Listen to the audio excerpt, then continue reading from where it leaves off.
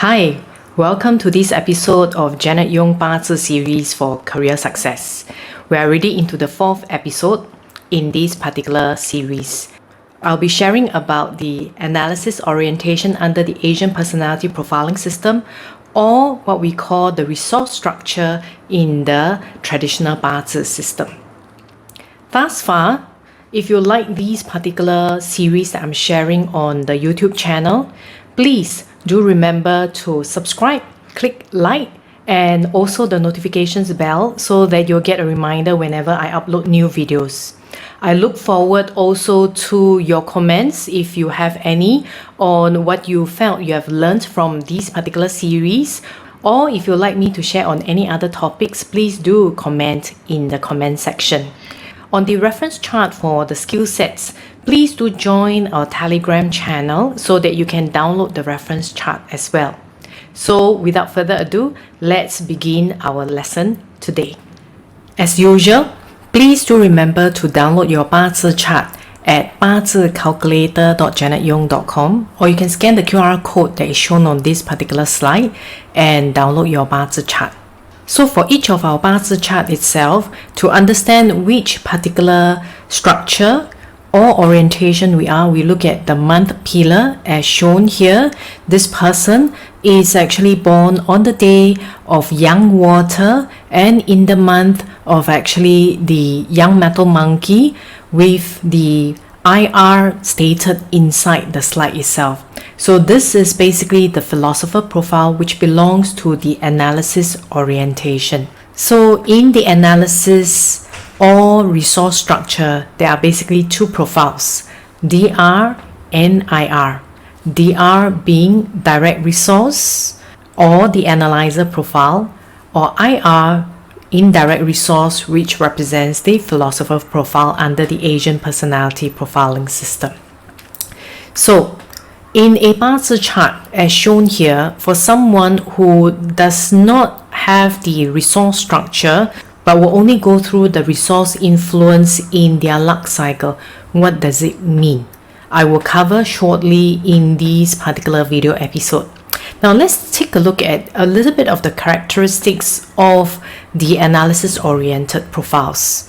Comparatively between the analysis-oriented and the action-oriented, or what we call the resource structure and the action structure, they are basically direct opposites. One likes to think, the other one likes to act.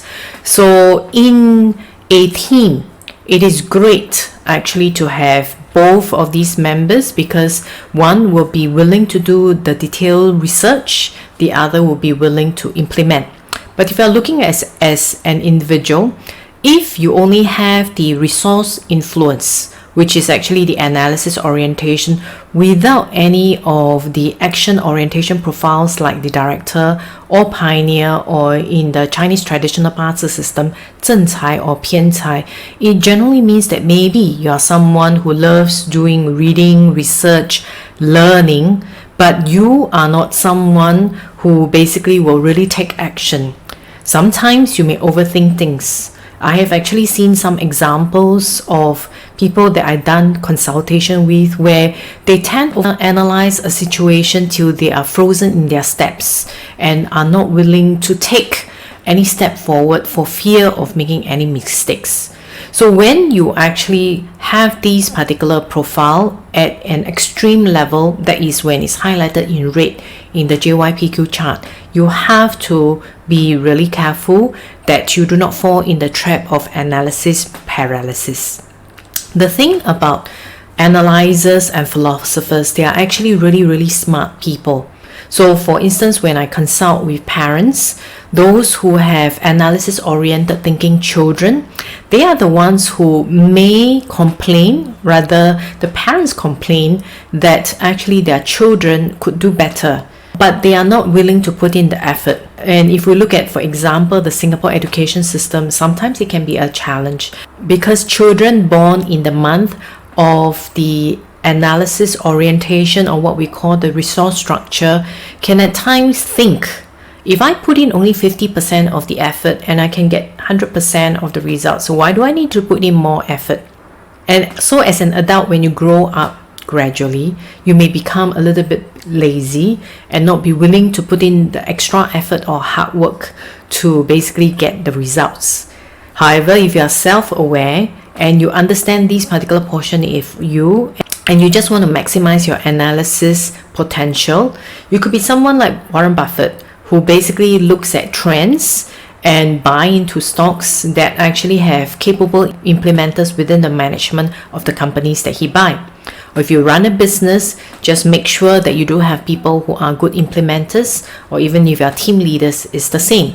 Now, if you are an individual working, then choosing the right kind of job would be critical.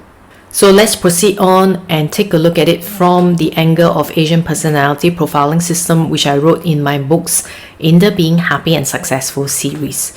We'll first start off with knowing yourself, being self-aware of what are your strengths and weaknesses as before. Similarly, we'll go through the day master if you're understanding yourself, and what's your day element in terms of intrinsic characteristics, what is your orientation, which I covered a little earlier, and then we look at the JYPQ chart to see what is your base intrinsic profile. So if you have not already done so, please do remember to download the free Paths mobile app. You can search for it at the Google Play Store or the Apple Store, or just scan the QR code to download the information. Once you have keyed in the information, you should be able to get your day master as indicated here, your orientation, as well as the JYPQ chart, which we'll talk about it right now. In your chart, what we're basically looking for is the analyzer or philosopher in the red rectangle, or if it has a very strong influence in your chart, it will either be in the yellow quadrant, which is obvious to other people, or within the purple quadrant, which is not so obvious to others. You can also basically get this information besides the mobile app by getting our career profiling report. So what are the characteristics of the analysis-oriented profiles, and what are they motivated by? Usually, the analyzer profile is knowledgeable, highly analytical, and cultured. So they are definitely more motivated if they are given a work task or work environment where they are able to have time to research and also given time to express their unique ideas. They are definitely not interested in work environments or roles where they have to take decisions a lot faster than other people, or they have to make a decision on the spot all the time. Then next we have what we call the philosopher profile, or under the traditional Paths system, indirect resource or IR. They are street smart, observant, and intuitive. They will also take time to do their research to understand and observe, and because they are street smart, they generally will be able to look at the big picture plans and look at the long-term strategic moves as to what they should be doing. Philosophers do not like to be micromanaged. They need to be given the freedom to do what they want, and therefore in roles where they are handpicked all the time by their boss, or the boss is bringing down the neck, they are definitely not motivated. So let's take a look at what are the 3 skill sets that the analyzer profile should start to pick up so that they can do better. The first is, of course, analysis and conceptual skills. And in today's world, business analytics, looking at things in the bigger sense of the world, the Internet of Things, they will be great at data analytics. They will be great actually at analyzing the entire portfolio of business. The second thing that they can be very good at is because they are very patient people. So if they learn financial management from the perspective of asset accumulation, looking at longer term trends on what are the good assets to pick up, they would be great actually at handling wealth. If you are an action-oriented person and you tend to basically spend your money, or in the traditional Paths system, sometimes you may have certain elements in you like the rob wealth, you might want to actually have an analyzer profile person who is good at saving money to help you and give you some tips actually on financial management. The third thing that they will be very great at is, if you remember, I mentioned a little earlier is they love to do research. So if they are deep subject matter experts, they will be great at doing the things that they do. They are the ones who will be very comfortable on their own researching on the ideas that they have, and they need time to themselves to basically think through these ideas and come up with their unique thoughts and strategies. The next profile we'll look at is that of the philosopher. So the three skill sets of that of the philosopher to basically maximize the inherent talent of them having the intuition, inventiveness, and being strategic is the same thing like the analyzer. They should basically work on their analytical and conceptual skills and basically look more longer term. Whereas the analyzer is more detail oriented, these philosophers are longer term, or what we call overall. Now, how do we compare these two? For example, I have clients that I spoke to, one maybe an accountant, the other one a finance person. The accountant will say they need to know the details. They will dig deeper and do more research and look at the detail lines in the P&L or balance sheet.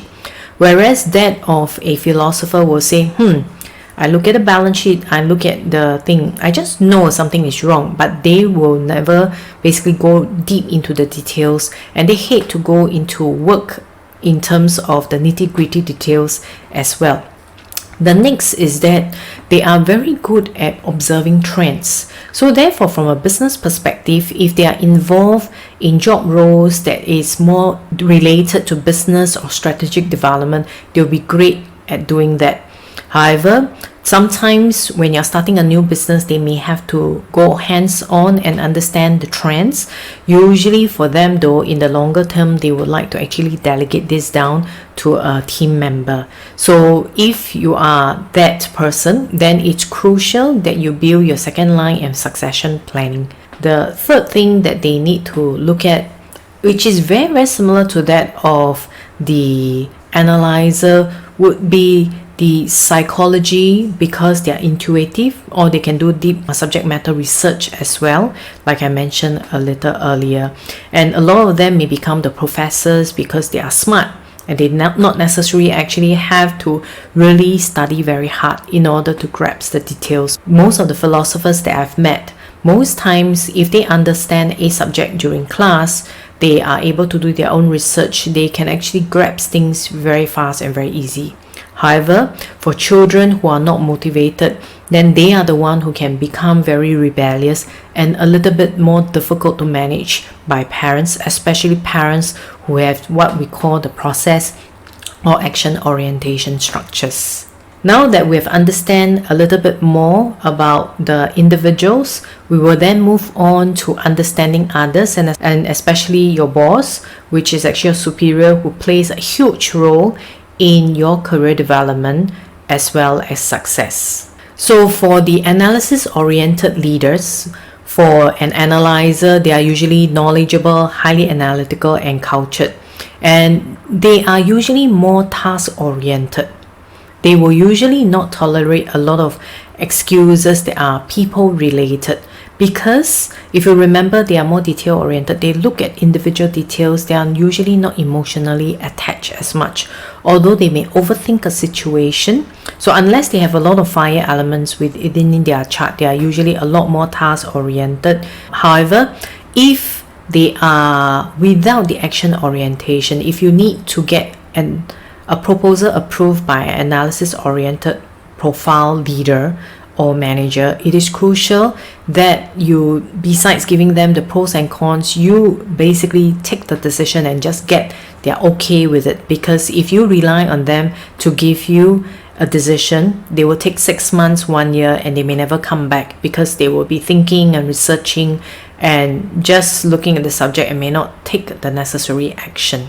However, because they do need time to think through things, so you do need to give them a bit of space to evaluate the situation and not insist on an immediate outcome. If you do need a fast decision, it is good to preempt them. Give them some information beforehand, before the meeting itself, before you do the discussion, so that you can come down and arrive at the decision faster. For that of the philosopher, they are street smart, observant, and intuitive. So they are a little bit more strategic and also very task oriented. They are very good at putting structures in place, plan and strategize, and then they will monitor. Because they are, at the end of the day, individuals who love time to themselves. They therefore do not like team members who are too needy or clingy.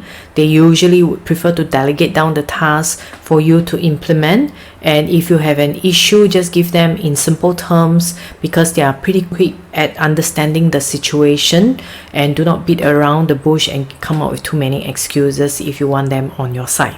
So we have finished the analysis oriented profiles, and by now, if you have not downloaded the mobile app or gotten our career profiling report, you can basically get our complete 八字 career profiling report at $49 Sing, which is usually at 117.99 Sing or at US $66 now. You can get it at the link that I'm showing in the chart here or in the YouTube description, or you can scan the QR code to get it.